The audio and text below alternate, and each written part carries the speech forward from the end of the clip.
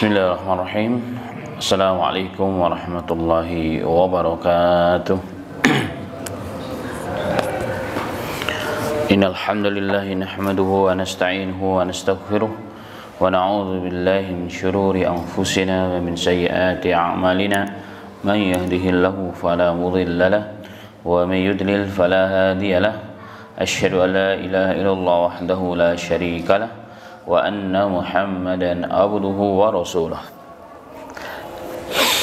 Allahumma salli wa sallim ala Muhammadin sallallahu alaihi wasallam wa ala alihi wa ashabihi at-tayyibin wa tahirin wa man sanna bi sunnatihi ila yaumiddin.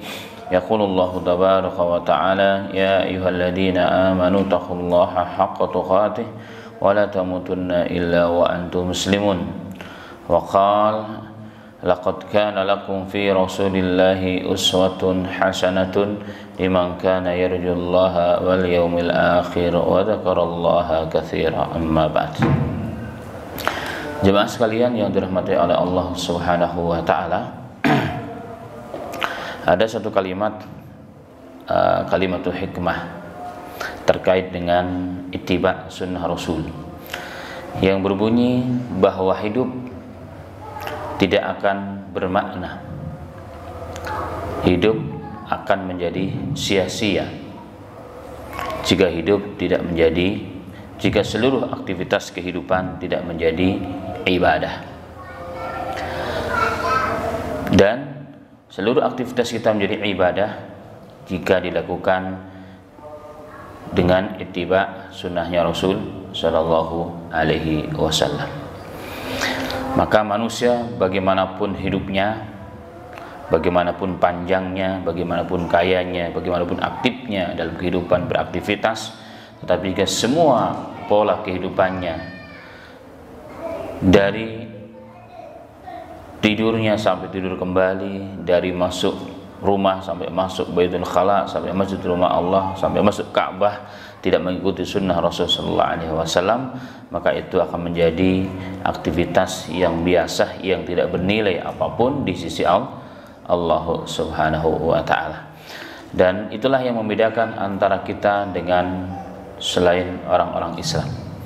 Kalau orang non-Muslim, mereka beraktivitas sesuai dengan kebutuhan, mereka melakukan segala kegiatan kebutuhan hidup sesuai dengan keperluan, makan karena lapar, minum karena haus, naik mobil karena dalam perjalanan, dan seterusnya dan seterusnya. Tetapi orang Islam bukan hanya sebatas itu. Orang Islam tidak hanya sebatas itu, semua diniatkan ikhlas karena Allah, dan semua itu dilakukan dengan cara Rasulullah Sallallahu Alaihi Wasallam. Dan itulah makna yang sering kita ulang-ulang dalam kajian ini. Laqad kana lakum fi rasulillahi uswatun hasanatun, sesungguhnya bagi kalian pada diri Rasulullah Sallallahu Alaihi Wasallam terdapat suri tauladan dalam segala hal kita, dalam segala aktivitas kehidupan kita. Jika Rasulullah menjadi tolak ukur kita, maka jelas nilai dari aktivitas kita berubah jadi aktivitas yang biasa menjadi ibadah.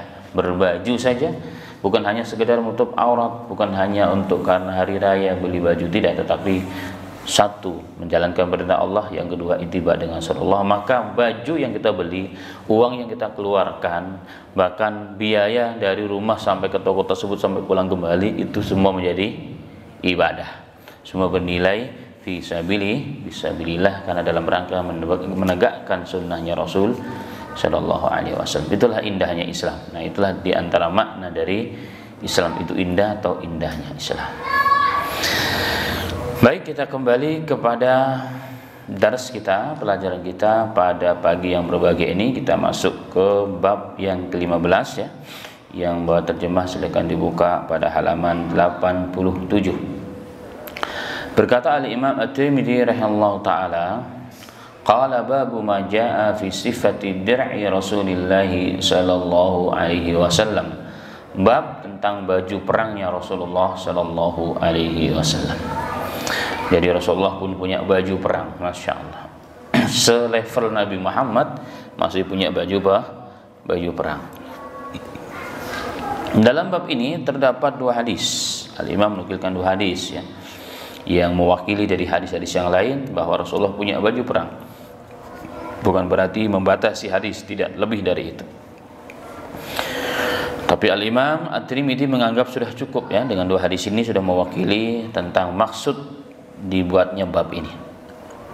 Baik, Al-Imam rahimahullah taala meriwayatkan hadis ya dengan sanadnya kepada Abdullah bin Zubair radhiyallahu anhu dari bapaknya Zubair bin Awwam radhiyallahu anhum.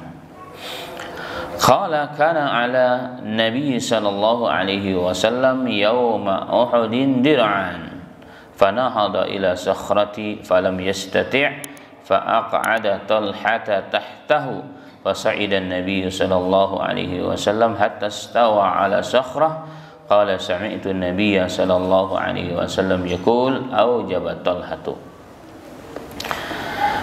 Dari Abdullah bin Zubair, dari bapaknya Zubair bin Awwam Al-Awwam radhiyallahu anhuma.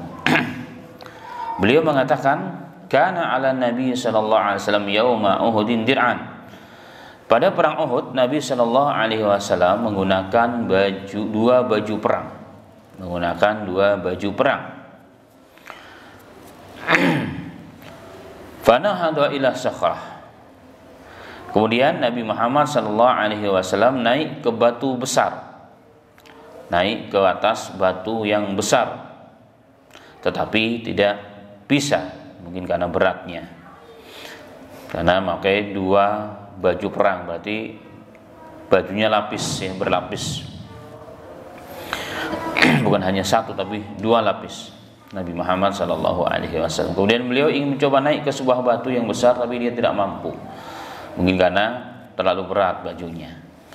Fa'aq'ada Talhata tahtahu. Kemudian Nabi Muhammad SAW meminta Talhah untuk duduk di bawah beliau. Artinya sebagai pijakan begitu, supaya Rasulullah bisa naik ke batu tersebut. Masya Allah. Sahabat langsung mengikuti permintaan Nabi Muhammad SAW dengan senang hati ya, bukan terpaksa, dengan senang hati dan ikhlas. Fasa'idan Nabi sallallahu alaihi wasallam, maka Rasulullah pun naik ke atas tersebut. Naik ke atas tersebut hatta stawa ala sakhrah, sehingga beliau berada tepat di atas batu tersebut ya. Berada di atas batu tersebut. Qala, kemudian beliau mengatakan, aku mendengar Nabi Muhammad SAW berkata, aujabat Talhah, telah diwajibkan bagi Talhah. Telah diwajibkan bagi Talhah, yang dimaksud telah diwajibkan bagi Talhah surganya Allah Ta'ala. Kenapa?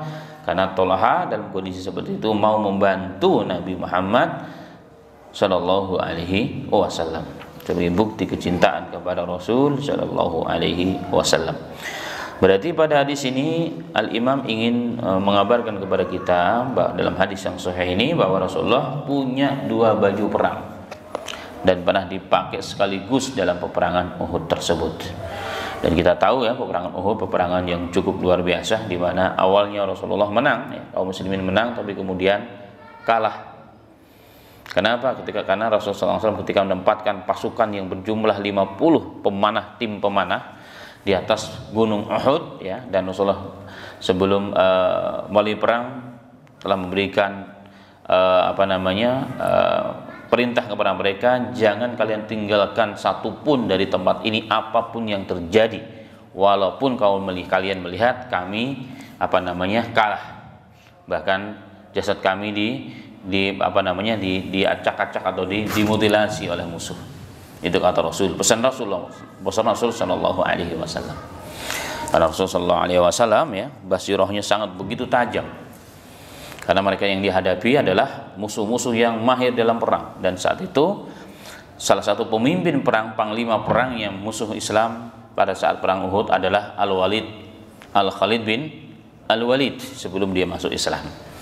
Jadi Rasulullah faham ya, maka ketika mereka menguasai puncak tertinggi itu suatu kemenangan, sudah poin sebenarnya, sehingga bisa mengawasi dari atas kemana saja. Tapi apa yang terjadi ketika kaum muslimin terlihat mengalahkan orang-orang atau musuh-musuh Islam, dan Khalid bin Walid paham, karena Khalid bin Walid adalah satu jenderal sejarah manusia, seorang jenderal yang tidak pernah kalah dalam peperangan sebelum dan sesudah Islam. Itu Al-Khalid bin Al-Walid. Sehingga begitu hebatnya beliau dijuluki sebagai Saifullah wa Saifu Rasulih, pedangnya Allah dan pedangnya Rasul, karena begitu mahirnya, begitu hebatnya dalam menguasai medan perang, panglima yang tidak pernah terkalahkan radhiyallahu anhu. Beliau Khalid bin Walid saat itu masih belum masuk Islam, belum dapat hidayah. Maka beliau punya strategi. Mereka pura-pura kalah dan meninggalkan barang bawaannya sebagai rampasan, sebagai ghanimah. Dan ini dilihat oleh pasukan yang di atas bukit atau di atas gunung Uhud tersebut. Mereka mengatakan bahwa orang-orang kafir telah kalah tunggang langgang, bahkan mereka membiarkan harta mereka tertinggal di medan perang.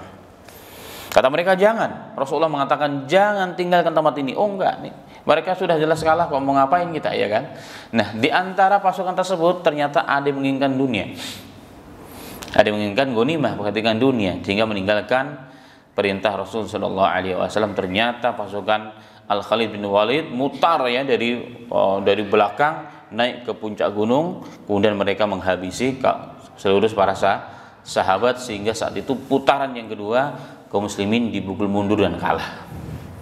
Walaupun kemudian Allah menangkan kembali ya, tetapi korban tidak sedikit, termasuk salah seorang pamannya Rasulullah SAW yang sangat dicintai dan sangat disegani oleh musuh-musuh Islam, oleh Hamzah bin Abi Thalib, pun menjadi korban, bahkan setengah dimutilasi dalam peperangan tersebut, dan sampai hari ini makamnya dimakamkan di tempat tersebut. Nah, inilah kisahnya, dan begitu Rasulullah faham ini perang ini bukan perang sembarangan, maka Rasulullah memakai 2 baju besi. Ini kaitannya dengan bab memakai 2 baju besi sebagai bentuk pelindungan, ikhtiar maksimal dan contoh kepada kaum muslimin dan para sahabat. Taib, kita baca dulu hadisnya. Kemudian hadis yang kedua, hadis yang juga sahih selain Al-Imam At-Tirmidzi, juga diriwayatkan oleh Imam Ahmad dalam musnadnya, Imam Abu Dawud, Imam Nasa'i ya, dan lain sebagainya. Wal hadis sahih. Diriwayatkan kepada seorang sahabat yang bernama As-Sa'ib bin Yazid radhiyallahu anhu, anna Rasulullah sallallahu alaihi wasallam kana alaihi yauma Uhudin dir'an qad dhahara bainahuma. Beliau meriwayatkan sama dengan yang hadis di atas, ini penguat dari riwayat yang di atas. Sa'ib bin Yazid mengatakan adalah Rasul sallallahu alaihi wasallam, atau sesungguhnya Rasul sallallahu alaihi wasallam ketika perang Uhud beliau memakai 2 baju besi. 2 baju besi, dan beliau memakai keduanya secara rangkap. Qad dhahara bainahuma, secara rangkap alias di double baju besi tersebut. Dan ini sebagai puncak ikhtiar sebagai seorang manusia. Sebagai seorang manusia, padahal Rasulullah bisa saja tidak perlu pakai begitu, karena Allah menjaganya, dan Allah berjanji kepada Rasulullah yang simuanin nas, Allah menjaga Nabi Muhammad dari gangguan manusia. Tetapi beliau sebagai nabi sebagai seorang manusia yang seluruh perilakunya akan dicontoh oleh umatnya, maka beliau memberikan contoh yang terbaik, ikhtiar maksimal dalam segala hal. Dan dari sini secara ilmu akidah ya, sedikit keluar ya dari materi inti, maka dari tinjauan akidah, pakai bajunya Rasulullah SAW bukan berarti Rasulullah tidak yakin dengan Allah.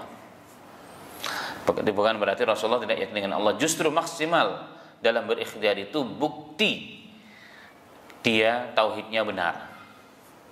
Karena tugas manusia adalah berikhtiar maksimal, tapi semuanya diserahkan, bertawakul penuh kepada Allah Subhanahu wa taala. Karena ikhtiar maksimal merupakan perintah agama. Dan ianya tidak yunafit tauhid, tidak menghilangkan dan tidak bertentangan dengan tauhid kita kepada Allah. Jadi ikhtiar maksimal itu bukan menghalangi tauhid, ya kan? Tapi itu bagian daripada pelaksanaan tauhid justru. Ini yang menjadi catatan penting dalam bab akidah tentang hal ini. Dan itu sesuai dengan firman Allah Ta'ala dalam Al-Quran. Khudu hidrakum, ambillah kewaspadaan, kehati-hatian. Ambillah ikhtiar dari kalian ketika kalian sedang menghadapi musuh-musuh kalian. Apa di antaranya ikhtiar? Memakai baju besi, memakai pelindung. Nanti bahkan dibahas memakai helm besi dalam peperangan. Dan ini merupakan perintah agama dan sunnah Nabi kita Muhammad sallallahu alaihi wasallam, dan kita hanya mempersiapkan yang kita mampu. Maka Allah juga mengatakan wa'iddu lahum mastata'tum min quwwatin. Maka persiapkanlah oleh kalian. Ya sesuai dengan kemampuan. Jadi ikhtiar kita maksimal tetapi semampu kita, tidak boleh lebih daripada itu. Semampu kita artinya ya sudah, apa yang kita bisa kita ikhtiarkan. Nanti semua Allah yang akan memutuskan, kan begitu. Itulah yang diulang Rasulullah sallallahu alaihi wasallam. Ya, kita ingin punya anak tapi nggak mau nikah. Allah kan mampu memberikan anak tanpa harus nikah. Bagaimana caranya? Nabi Adam, Hawa alaihissalam, kemudian Maryam alaihissalatu wassalam, Allah berikan anak tanpa disentuh oleh siapapun, tanpa disentuh oleh lawan jenis. Ibunda Maryam alaihissalatu wassalam. Itu namanya qudratullah. Itu namanya qudrat Allah, kuasa mutlak Allah Ta'ala. Allah bisa melakukan apa saja jika Allah berkehendak. Tetapi yang berlaku bagi manusia umum adalah sunnatullah. Walan tajida li sunnatillahi tabdila, walan tajida li sunnatillahi tahwila. Sunnah Allah tidak akan pernah berubah dan sunnah Allah tidak akan pernah digantikan. Orang kalau mau punya anak, sunnahnya adalah nikah terlebih dahulu, ikhtiar dulu. Itu pun belum tentu dikaruniai anak dengan cepat. Nabi Zakaria sudah tua baru dikasih anak. Nabi Ibrahim hampir 100 tahun baru punya anak, udah punya anak disuruh sembelih lagi, ya kan? Nah, ini ikhtiar namanya. Namanya ikhtiar semampunya, Allah yang akan memberikan yang kita minta dan yang kita usahakan. Maka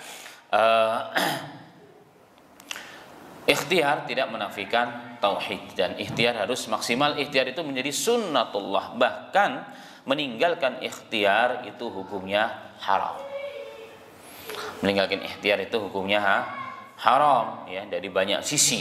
Contoh, yang ngasih makan kan Allah, bukan saya, ya kan, sebagai orang tua. Sudah tiap hari di masjid melulu, ya, tiap hari tidur melulu. Nanti kalau Allah kasih makan, ada yang nanti ngasih makan ke rumah, ke anak dan istri kita. Maka dari pandangan nggak usah pandangan agama maupun pandangan sosial kehidupan kita, ini orang sudah gila, ini orang malas ini sebenarnya, ya, mengandalkan berangan-angan sampai setinggi langit tapi nggak ada ikhtiarnya. Ternyata ini bertentangan dengan agama. Bahkan dalam hadis yang sahih pun Rasulullah pernah bersabda yang disalahpahami oleh sebagian orang. Rasulullah mengatakan, "Lau antum tatawakkaluna mafhumnya, "Law antum tatawakkaluna 'ala Allah haqqa tawakkuli la razaqakum kama yarzuqut tayr yaqtu himasa wa ya'udu bitan." Hadis sahih. Seandainya kalian bertawakal kepada Allah, berserah diri kepada Allah dengan benar-benar tawakal yang sempurna, maka kalian akan diberikan rezeki sebagaimana Allah memberikan rezeki kepada burung, di mana berangkat di pagi hari dalam kondisi lapar, pulang dalam kondisi kenyang. Nah, ini disalahpahami oleh sebagian orang yang malas atau salah memahami hadis ini. Mereka mengatakan, tuh kayak burung aja sudah, dia pasti akan kasih makan oleh Allah. Hidup selagi kita hidup pasti akan dikasih makan. Oh iya, benar. Tapi ingat dong, di situ ada kalimat yaqdu khimasa wa ya'udu bitana. Berangkat dalam kondisi kenyang, berangkat dalam kondisi kenyang, pulang. Berarti berangkat itu adalah ikhtiar, terbang dari sana ke dari pohon satu ke pohon yang lain mencari mangsa, itulah ikhtiar. Nah, orang salah paham. Burung saja berikhtiar, yang penting ikhtiar. Mau bagaimana ikhtiar kita semampunya, sebagaimana firman Allah, "Mastata'tum min quwwah." Persiapkanlah dalam menghadapi musuh Allah itu semampu kalian dari kekuatan kalian punya. Maka Allah yang akan memberikan, Allah yang akan mengasihi, itu benar. Nah, itu baru cara pemahaman yang benar. Maka hadis yang sedang kita bahas ini adalah dalil terbaik dalam bab ini. Ini bab zuhud juga, masuk dalam kategori bab zuhud dan masuk dalam kategori bab akidah. Selain bahasan tentang bahwa Rasul punya baju perang, ya. Jadi jelas ya bahwa hadis ini menunjukkan banyak hal. Sesuai dengan yang kita bahas tentang kepemilikan Rasul, yang kedua ikhtiar Rasul maksimal sebagai seorang nabi padahal, tapi beliau sebagai seorang manusia yang menunjukkan ikhtiar maksimal kepada dirinya, kepada umat, tetapi semua yang memutuskan adalah Allahu subhanahu wa ta'ala. Ya, Allah bisa memberikan sesuatu tanpa ikhtiar kita, bisa. Tapi itu qudratullah. Kalau sunatullah kita harus ikhtiar. Namanya orang lapar maka harus makan. Kalau cuma Allah kenyang nggak kenyang dia sampai sore. Kecuali kalau memang sudah ikhtiar, sudah usaha, nggak ada juga. Nah, ini berlaku hadis akhir zaman, ya kan? Ketika Dajjal mengambil alih seluruh makanan, maka orang-orang yang soleh ketika nggak punya makanan dengan tasbih dan zikir kenyang. Itu ada hadisnya. Tapi mereka udah ikhtiar, memang sudah nggak ada sebab saat itu, maka Allah yang kasih kenyang. Nah, kalau sekarang kan masih ada sebab. Makanya kadang-kadang sabar, tawakal itu dekat dengan malas. Dekat dengan malas. Kalau disuruh kerja, alasannya nggak tawakal kepada Allah, ya, nggak yakin kepada Allah. Begitu. Padahal orang Islam harus orang yang lebih gigih dalam segala hal, termasuk dalam meraih atau menjemput rezeki yang Allah siapkan kepada kita. Taib. Kemudian dari hadis ini, hadis tentang baju perangnya Rasulullah SAW, ini juga isyarat kepada kita bahwa kaum muslimin harus selalu siaga, ya, kaitannya kita sebagai seorang muslim yang selalu dimusuhi. Bukan orang Islam punya musuh, tapi orang Islam selalu dimusuhi. Ya, ini hadis ini menunjukkan itu. Kita harus selalu siaga, harus punya proteks untuk diri kita. Ya, baik dari segala makna, ya, dari sisi akidah, membentengi diri kita dengan akidah, dari sisi ekonomi, dari sisi ketentaraan dan sebagainya, kemiliteran harus punya itu semuanya. Sehingga Rasul pun mengatakan, ala inna quwwatar rami.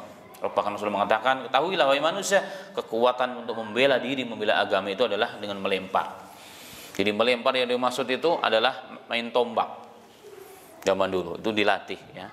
Maka para tentara-tentara Islam, para mujahidin Islam zaman dulu, mereka orang-orang yang mahir dalam hal itu.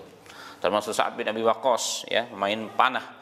Bahkan orang yang terhebat, ya, pelempar panah pertama dalam Islam adalah beliau itu, dan itu mendapat restu semua dari Nabi kita Muhammad sallallahu alaihi wasallam. Maka seorang muslim harus serba bisa, apalagi seorang dai. Rasulullah kalau di rumah pemimpin keluarga, kalau di masjid menjadi imam, menjadi ulama, tapi kalau di medan perang beliau panglima perangnya. Beliau yang duluan, ya, beliau yang duluan menjadi ujung tombak dalam peperangan tersebut.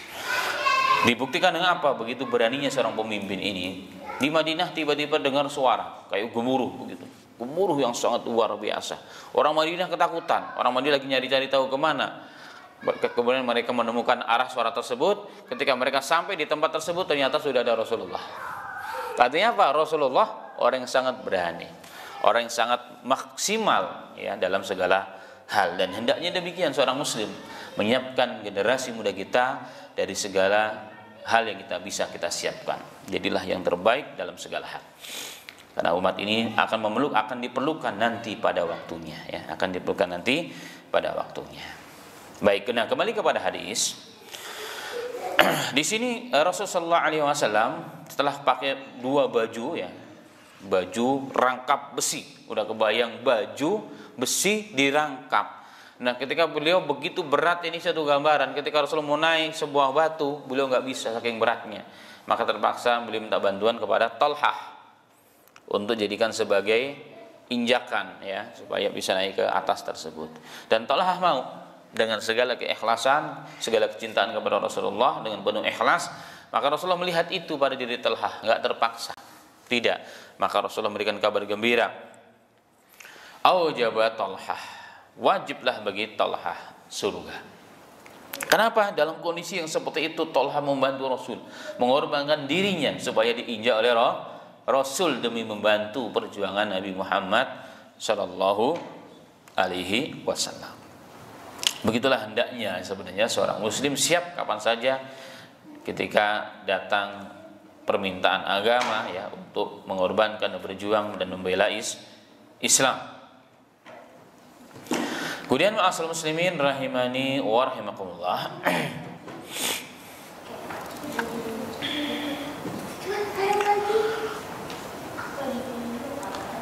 Ada yang menarik, ya.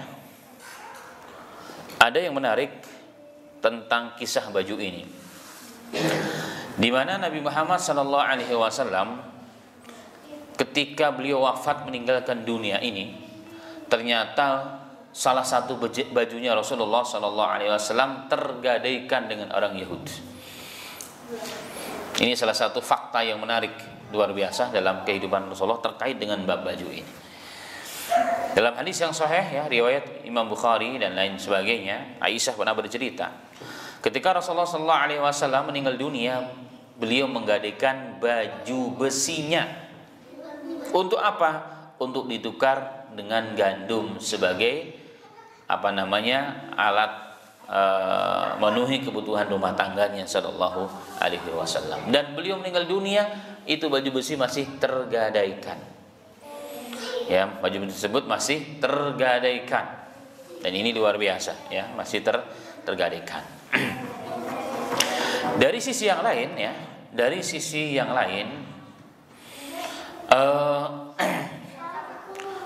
ini menunjukkan yang pertama tentang keharmonisan di zaman itu antara hubungan Rasulullah dengan non-muslim. Padahal yang dominan adalah orang Islam. Orang Yahudi tinggal di pinggiran kota Madinah. Tetapi terjalin keharmonisan sehingga Rasulullah sampai meninggal dunia pun bisa menggadaikan niatan muamalah muasyarah berarti dengan orang non-muslim. Berarti diperbolehkan muamalah pinjam meminjam dengan orang muslim, jual beli dengan orang non muslim, selagi mereka dengan jual beli tersebut tidak merekayasa untuk kepentingan agamanya, boleh, nggak ada masalah, ya kan, tidak masalah. Ini contoh di Rasulullah, dan jadi terjadi keharmonisan yang sangat luar biasa. Ini yang pertama ya, ini menunjukkan bahwa Madinah sebagai kota peradaban, kota yang berkembang karena Islam di sana dominan, berkembang di bawah pimpinan Nabi Muhammad langsung, ternyata bisa hidup bersama dengan harmonis dengan non-muslim. Walaupun kemudian sebelumnya pernah terjadi pengkhianatan dalam salah satu kabilah, tapi diselesaikan dan Rasulullah hanya fokus yang berkhianat itulah yang diselesaikan, yang lainnya tetap hidup bersama Rasulullah sampai akhir hayatnya Rasul. Kan begitu, walaupun kemudian ada pesan dari Rasulullah, tetap saja nanti harus mereka dibersihkan dari wilayah Jaziratul Arab, kata Rasulullah, dan ini dilakukan oleh Umar bin Khattab radhiyallahu anhu. Kenapa? Karena mereka punya misi yang luar biasa. Tapi tidak semua, berarti ini yang pertama. Yang kedua, tidak semua non-muslim juga memusuhi Islam. Ada juga di antara mereka yang secara sosial mereka baik, bermuamalah, bermuasyarah dengan kita. Dan kita di sini terasa betul. Pertama saya masuk wilayah Gerah Raya tuh heran, kok ada IWM yang kebetulan saat itu masih ketuanya dan pendirinya dan yang memegang ide tinggal satu komplek, Pak Insinyur Baihaqi.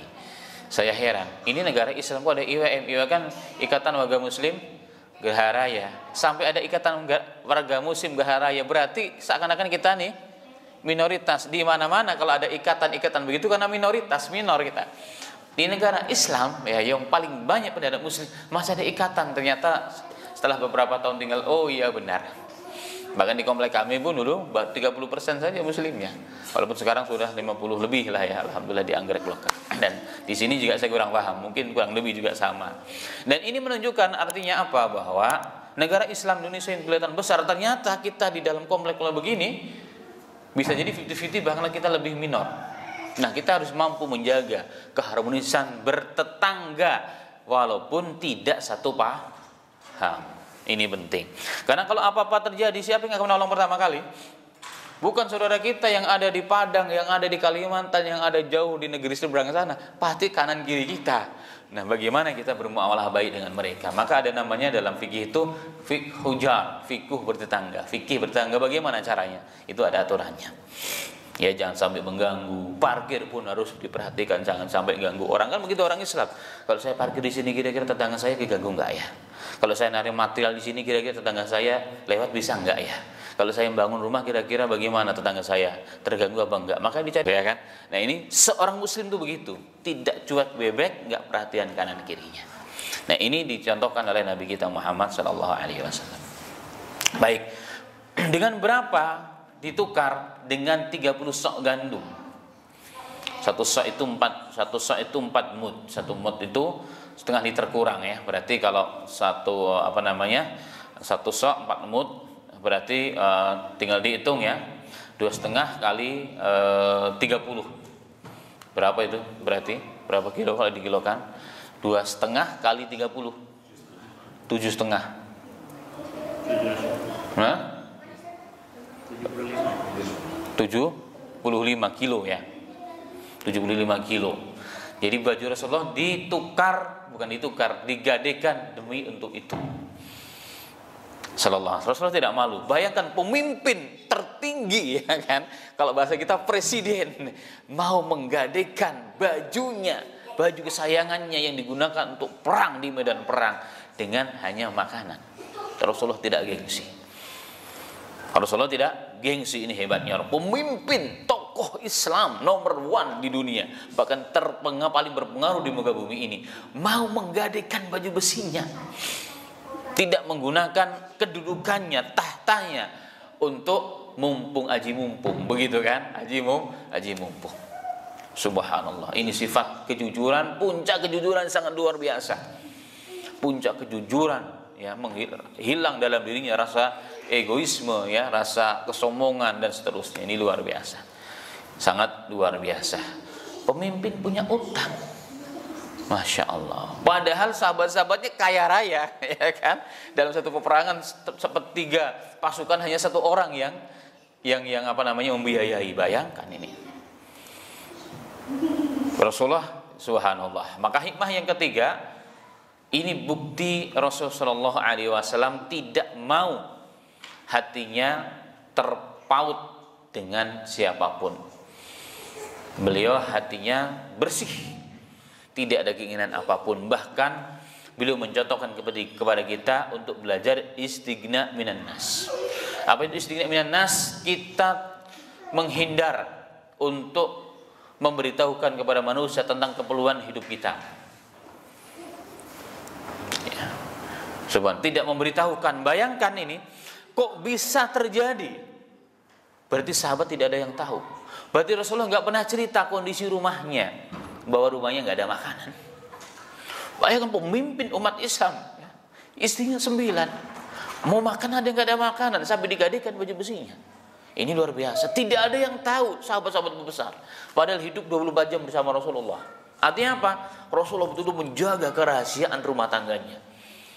Enggak bocor satupun. Dan istrinya adalah semua wanita-wanita yang zuhudah, yang zahidah. Wanita-wanita yang tawakalnya sempurna kepada Allah Subhanahu wa taala. Ini luar biasa. Dan tidak menunjukkan ya dengan lemes-lemes gitu kan, atau pura-pura isyarat, enggak ada. Sehingga sahabat enggak mungkin, kalau sahabat sampai tahu, enggak mungkin dibiarkan oleh sahabat. Ya jangankan hanya urusan makan minum, nyawa pun siap dikorbankan untuk Rasulullah. Ya kan? Nyawa siap dikorbankan, darah siap ditumpahkan. Diperintahkan untuk berhijrah mereka ke segala hal di Mekah demi untuk berjuang bersama Rasulullah, demi kecintanya kepada Rasulullah, sampai mereka tidak tahu kondisi Rasulullah ini. Ini berarti apa? Rasulullah manusia yang sangat luar biasa, sempurna Rasulullah. Enggak pernah sedikit pun ya. Makanya dalam hadis yang sahih Rasulullah pernah mengatakan, syaraful mukmin, kemuliaan muslim itu yang pertama adalah istighna'u minan nas. Istighna'u minan nas. Dia tidak mau tergantung dirinya kepada manusia. Enggak mau berutang budi lah bahasa kita kepada manusia. Enggak, sekecil apapun enggak, saya lakukan sendiri, saya cari sendiri. Ini luar biasa ya. Jadi tidak menjadikan kedudukannya itu untuk yuk donasi ke saya akan pemimpin kalian, bantu saya dong, enggak begitu dia. Subhanallah. Karena urusan pribadi. Tapi kalau dalam perjuangan beda Rasulullah. Siapa yang mau berinfak, siapa yang mau begini untuk perjuangannya. Tapi kalau urusan rumah tangga, urusan pribadi, keperluan rumahnya, keperluan periuknya begitu, Rasulullah enggak pernah minta dan enggak pernah ngabarin siapapun. Maka Rasulullah mengatakan semulia-mulia manusia adalah orang yang terlepas dirinya daripada makhluk. Yang kedua adalah qiyamuhu fil lail, berdirinya dia di malam hari bertahajud kepada Allah. Subhanallah. Nah, kembali kepada salah satu mutiara kehidupan Rasulullah. Rasulullah tidak bercerita tentang keperluan hidupnya kepada siapapun. Luar biasa. Inilah contoh yang sangat luar biasa. Allahu akbar. Ini berat ma'asal muslimin ya, ini sangat berat. Padahal kanan kirinya ada Abdurrahman bin Auf, ada Abu Bakar, ada Utsman, ada Umar, orang-orang yang hebat-hebat, subhanallah. Bahkan mereka tidak pernah tahu. Ini menunjukkan kesempurnaan akhlaknya Rasulullah. Innaka la'ala khuluqin 'azim. Wahai Muhammad, sesungguhnya engkau benar-benar orang yang berbudi tinggi, berbudi pekerti yang sangat agung, yang sangat sempurna. Allah musta'an. Semoga Allah Ta'ala berikan kepada kita taufik sehingga dapat mengikuti dan mencontoh Nabi Muhammad SAW dalam segala hal ya, termasuk dalam bab muamalah dan muasyarah ini. Karena kemuliaan orang itu adalah ketika kita terlepas dari utang jasa, utang budi dari orang lain. Nggak ada perangkap-perangkap. Hari ini kan banyak terperangkap dalam banyak hal ya. Sebabnya kan apa, kita utang budi, nggak enak dengan orang ini telah bantu saya begini dan seterusnya. Kalau untuk urusan agama Rasulullah nggak malu. Maka Rasulullah yang kemarin ya kan, yang kemarin diceritakan habis sholat Id Rasulullah mendatangi khusus para ibu-ibu, mengasih targhib supaya berinfak. Untuk siapa? Bukan untuk diri Rasulullah, tapi untuk biaya perjuangan agama, untuk orang-orang yang miskin dan fakir. Rasulullah akan minta kepada orang lain. Kalau Rasulullah ada yang datang kepada Rasulullah minta sesuatu, Rasulullah akan cari di rumah. Kalau nggak ada, siapa yang mau bantu nih tamu saya? Tapi bukan untuk dirinya. Kalau untuk dirinya Rasulullah diam. Yang kemarin sudah diceritakan, Rasulullah pulang dari masjid sudah siang, pulang ke rumah. Ada makanan nggak hari ini? Wahai istriku, nggak ada ya Rasulullah. Ya sudah, saya puasa. Rasulullah nggak langsung kemudian datang ke rumahnya Abu Bakar jika tidak terpaksa. Tidak datang ke rumah sahabat untuk memberitahukan, tolong dong kasih saya makanan. Ya begitu kadang. Atau datang ke Abdurrahman bin Auf, proposal telepon, Abdurrahman tolong dong kasih sekian unta lah, kami kelaparan nih. Enggak begitu. Ya, tidak haji mumpung menggunakan kedudukan dan kekuasaan untuk meraup keuntungan pribadi. Tapi sayang, dunia ini terlalu bakhil memunculkan orang-orang seperti Rasul. Dunia ini terlalu bakhil untuk melahirkan orang-orang seperti Abu Bakar dan Utsman dan Ali dan Umar bin Khattab radhiyallahu anhum ajma'in. Baik, itu yang pertama. Makanya inilah salah satu jasa orang Yahudi ya kepada Rasul sallallahu alaihi wasallam, bahkan menolong Rasulullah sampai di akhir hayatnya. Sampai menolong akhir hayatnya. Dan di sini, dari sisi ini, maka ini pelajaran penting juga bagi kita ya, sebagai orang lain ya, sebagai umat harus memperhatikan para tokoh kita. Kalau sahabat bukan sahabat nggak memperhatikan, ibaratnya sahabat ini kecolongan sebenarnya. Sampai kondisi ini ada terjadi pada diri Rasulullah. Tapi sahabat sekali lagi bukan orang yang ceroboh, bukan orang yang tidak perhatian kepada Rasul, sangat perhatian luar biasa. Sampai begitu Rasul menutupi keperluannya ini sehingga sahabat tidak tahu sama sekali kondisinya. Nah makanya kita juga harus demikian ya, harus perhatian kepada para tokoh-tokoh kita, yang orang-orang yang membawa kita kepada surganya Allah. Jangan dibiarkan ya kondisi mereka. Baik, dan ternyata kasus ini juga berulang sebelum ya Rasulullah meninggal dunia ya. Kasus ini berulang sebelum Rasulullah meninggal dunia juga. Pernah terulang kepada Nabi Muhammad SAW. Kalau yang tadi itu dikenal dengan Abu Syam. Kalau tadi itu namanya Yahudi yang bernama Abu Syam, ya, yang meminjamkan ya makanan kepada Rasulullah SAW dengan digadaikan baju besinya. Dan Rasulullah tidak mau gratis. Artinya gini, walaupun dia tahu dan orang Yahudi pun tahu nggak mungkin Rasulullah nggak amanah, tapi Rasulullah tetap mengasih baju besinya sebagai jaminan. Artinya apa? Rasulullah tidak mau gratisan. Saya ngambil manfaat dari Anda, ya sudah, ini punya saya. Ini sebagai jaminan saya. Kalau saya kenapa-kenapa, ini jaminan, ambil. Ya, jadi menggadaikan berarti penggadian sebenarnya boleh. Yang penting jangan sampai ada riba, ya kan? Nah, yang jadi makanya sekarang penggadian di mana-mana, ya, masya Allah. Jadi kalau logikanya sekarang orang buka itu bukan untuk bisnis ya, bukan untuk menolong. Kalau penggadian untuk menolong ya kayak Rasulullah ini. Penggadian tapi khusus untuk menolong, ini luar biasa, belum ada ini di Indonesia. Penggadian untuk cari untung ya banyak. Kemudian ada lagi seorang Yahudi yang menolong Rasulullah yang tertulis dalam sejarah, namanya Mukhairiq. namanya Mukhairik. Al-Imam Ibnu Hisham rahimahullah taala ya menulis dalam kitabnya Sirah Nabawiyah. Ada seorang namanya Mukhairik. Dia adalah seorang pendeta yang luas pengetahuannya terkait dengan Taurat dan juga seorang hartawan yang kaya raya di kalangan Yahudi dan mereka tinggal di sekitar Madinah. Dan dia banyak berkorban untuk Islam. Ini Mukhairik ini berkorban untuk Islam, membela Rasulullah sallallahu alaihi wasallam. Bahkan dalam beberapa riwayat pada saat perang Uhud yang tadi diceritakan kisahnya, Nabi Muhammad SAW pernah minta bantuan kepada Bani Nadir dari kalangan orang Yahud, tapi Bani Nadir menolak. Ya, menolak. Kenapa? Karena peperangan melawan bertepatan di sekitar wilayah mereka. Menolak. Tetapi seorang Mukhairik justru beliau menolong Rasulullah sallallahu alaihi wasallam. Dan dia berkata, "Ya ma'syaral Yahud, wallahi innakum la ta'lamuna anna nasr Muhammadin 'alaikum lahaq." Bahkan si Mukhairik ini pernah berkata kepada teman-temannya orang Yahud, "Wahai orang Yahud, ya ma'syaral Yahud, wahai orang-orang Yahud, demi Allah, wallahi demi Allah, innakum la ta'lamuna." Kalian telah mengetahui bersama bahwa kewajiban bagi kalian untuk menolong Muhammad sallallahu alaihi wasallam. Karena kita sudah ada perjanjian dengan Muhammad sallallahu alaihi wasallam. Kaumnya menjawab, hari ini adalah hari hari Sabtu, ya, nggak boleh. Hari ini tidak boleh. Jadi alasan mereka selalu begitu, ya, tidak boleh. Maka karena mereka menolak, Mukhairik langsung keluar ke dalam rumahnya dan mengambil pedang dan berangkat, ya, bersama orang-orang Yahudi lainnya untuk membantu kaum muslimin. Bahkan beliau berjuang sehingga beliau wafat di medan perang karena untuk membantu Rasulullah. Ini orang Yahudi.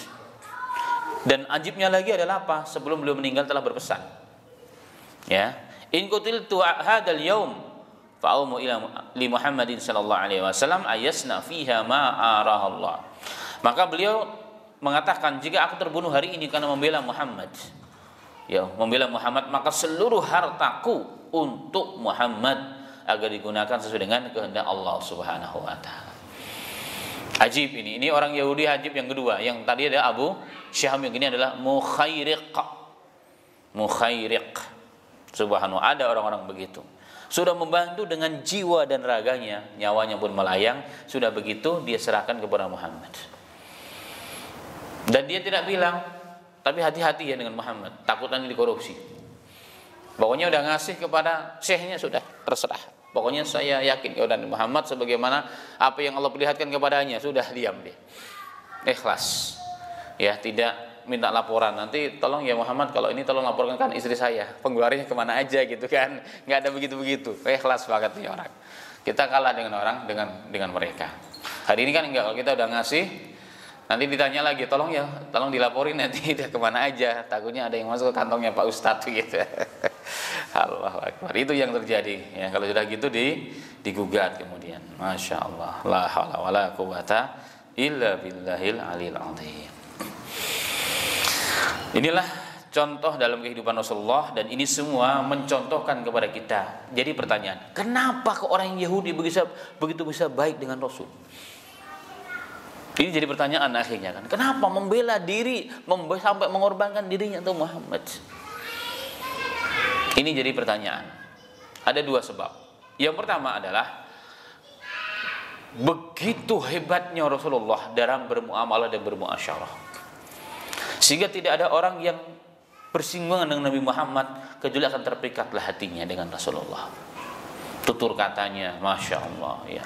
Lihat budi langitnya aja orang akan senang melihat Nabi Muhammad sallallahu alaihi wasallam. Mukanya bukan muka pembohong ya, bukan muka orang bodoh, orang yang sangat luar biasa. Sehingga orang pasti senang dengan Rasul.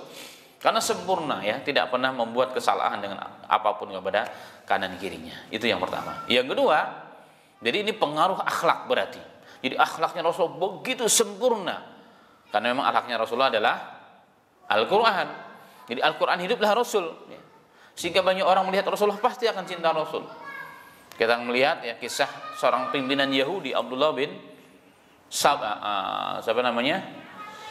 yang Abdullah bin Salam, seorang pemimpin Yahudi yang masuk Islam, yang dia diagung-agungkan oleh orang Yahudi, kemudian dijelekkan setelah dia masuk Islam. Dia katakan apa pertama kali melihat? Seluruh tanda-tanda kenabian sudah aku lihat.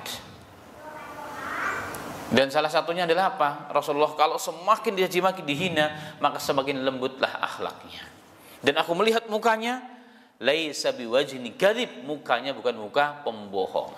Enggak banyak janji dia, sampai 60 janji enggak perlu dia. Hari ini kan banyak janji itu pemimpin kita, ya kan, tapi nggak ditepati. Rasulullah nggak, mukanya aja muka bukan pembohong, kelihatan muka orang budi langit, orang yang apa namanya, wajah pembohong dengan tidak itu kelihatan sebenarnya.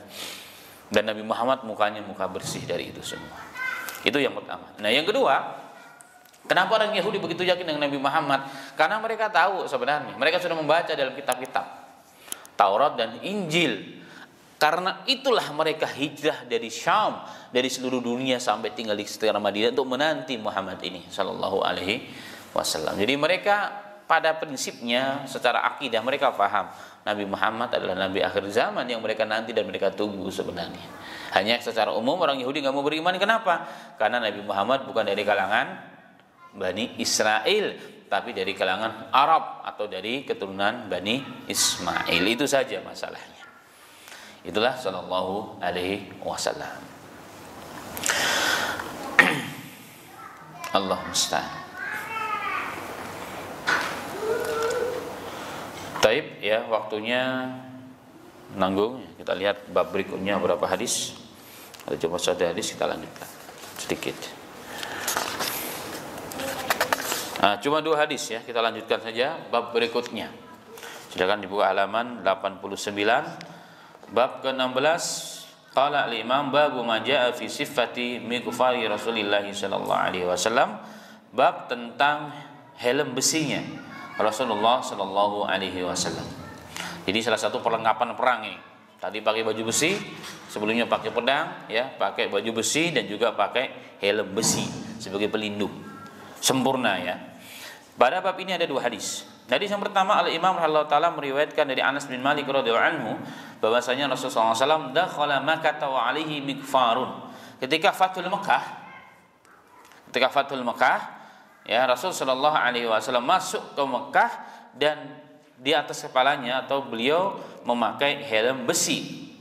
Faqila lahu hada ibnu hadalin muta'alliqun bi astadil Ka'bah faqala uqtulu. Kemudian dikatakan ya, ini adalah anak Ibnu Khattal ya, sedang bergelantungan di kiswah Ka'bah.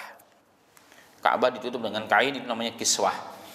Maka Rasulullah mengatakan bunuh dia. Ini satu orang yang diburu oleh Islam karena dia pengkhianat perang, dia penjahat ya, ini penjahat dunia, maka dimanapun berada bunuh. Walaupun dia sedang bergelantungan berlindung di dalam Ka'bah. Karena dia berpikir kalau di dalam Ka'bah nggak berani dibunuh. Tapi ini kasusnya khusus, maka dia berlindung di sana, ya kan? Berlindung di sana. Rasulullah mengatakan bunuh dia. Ini salah satu pengkhianat dan penjahat internasional, maka diburu oleh Rasul sallallahu alaihi wasallam. Tapi di sini yang ingin disampaikan oleh al-Imam adalah bahwa Rasulullah memakai helm besi sebagai kesempurnaan ikhtiar dalam perang ketika beliau masuk ke Mekah dalam Fathul Mekah. Hadis yang kedua, jadi juga dari Anas bin Malik radhiyallahu anhu. Anna Rasulullah sallallahu alaihi wasallam dakhala Makkah ta'amul fathi wa ala ra'sihi al-mighfar. Rasulullah masuk ke Mekah untuk Fathul Mekah dan di atas kepalanya beliau ada mighfar, ada helm besi. Qala falamma naza'ahu ja'ahu rajulun faqala lahu ibnu khatalin muta'alliqun bil astadil Ka'bah faqala uqtulu. Ketika beliau melepas helmnya, tiba-tiba ada yang datang kepadanya dan mengatakan, ini Ibnu Khattal sedang bergelantungan di kiswah Ka'bah ya Rasulullah. Rasulullah mengatakan bunuh dia tetap ya, jangan biarkan dia ada di situ. Berkata Imam Ibnu Zuhri, Ibnu Syihab Az-Zuhri, balagani anna Rasul sallallahu alaihi wasallam lam yakun yauma idzin muhriman. Kenapa Nabi Muhammad sallallahu alaihi wasallam memakai di atas kepalanya seperti itu? Karena beliau tidak dalam kondisi muhrim.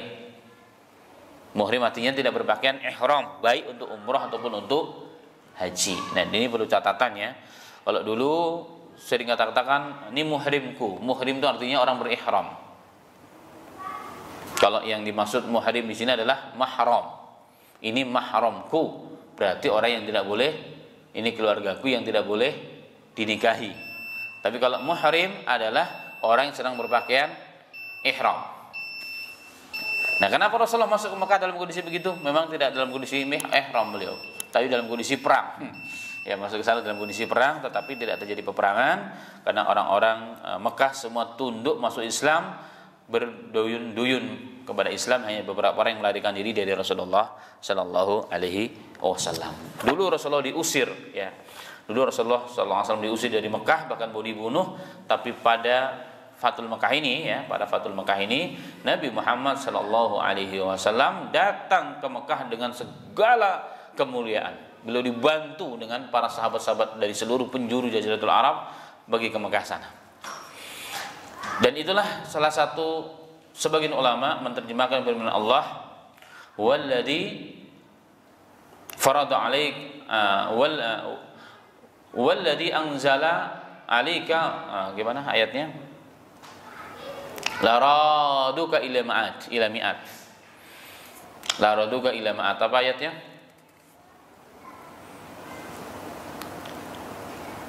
Dialah Allah yang menurunkan Al-Qur'an. Walladzi farada 'alaikal Qur'an.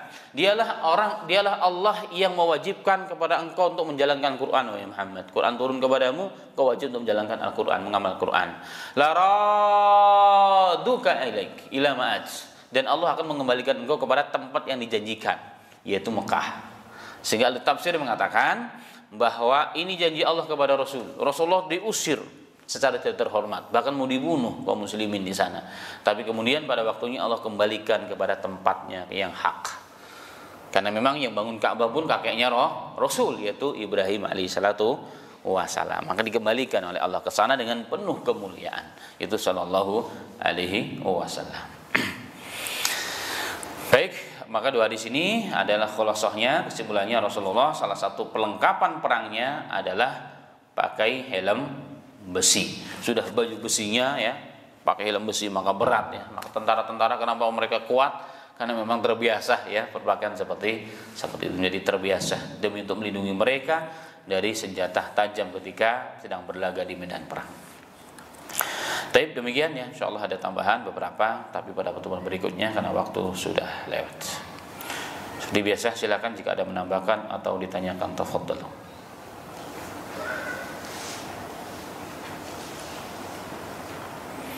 Ada, silakan kalau ada.